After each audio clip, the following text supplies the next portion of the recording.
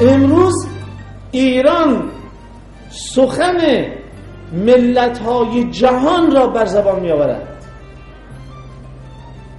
یه نگاه شما بکنید، چه کسی با امریکا در این سالها هماوردی کرده است؟ چه کسی سینه به سینه استکبار داده است؟ و چه کسی از تشر قدرت مداران جا نزده است؟ تسلیم نشده است، نترسیده است، ایستاده است، استوار، پایدار، ماندگار، یادگار. چه کسی است؟ جهان میداند این ایران است، جمهوری اسلامی ایران. فردا بزن اسم ایرانو بگیرم مثل گل روی پیشونی این دنیا بزن اسم. چه کسی است که امروز نداند که امریکایی ها هیچ مشکلی با صدام و صدامیان و حزب بعث نداشتن؟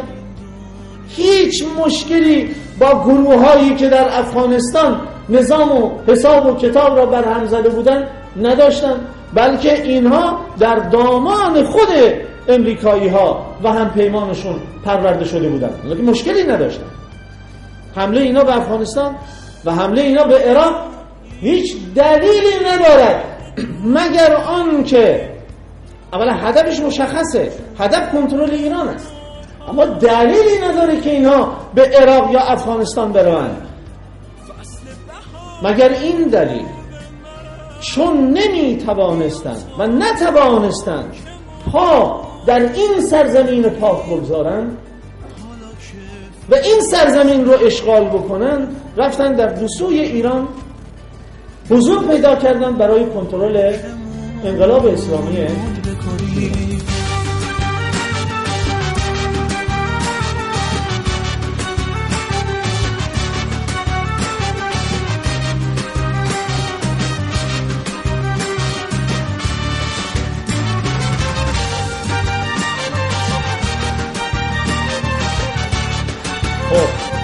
اگر وارد کشور ما می شدن چه می شد؟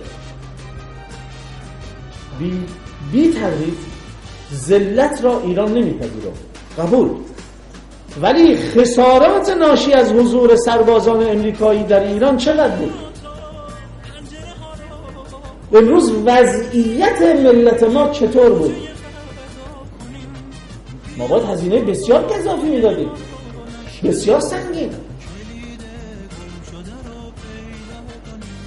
چرا نشد؟ چرا نیامدن؟ از ما ترسیدن. چرا ترسیدن؟ شما چه داشتید که از شما ترسیدن؟ شما ایمان داشتید، اونا که ندارن، اونا ایمان رو نمیفهمن. شما یک آزمون سختی را پشت سر گذاشتید،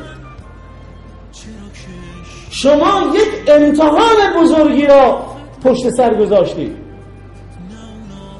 دفاع مقدس ما یک رویداد نبود که یه سال شروع شده باشه یه سالی هم تمام شده باشه. خیر، این یک مکتب است، یک مرام است، یک مذهب است، پایدار است.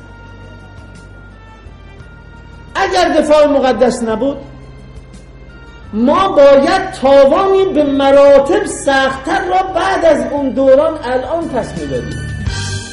هموطن حس نکنی تنهایی، تنها نیستی به خدا با مایی. تو همین 10 سال گذشته باید پس میدادیم، اما امروز اونا آمدن اینجا جرأت پیدا نکردن، چون شما قبلا اثبات کردید که بیگانه را در سرزمین خود تحمل نمی کنید.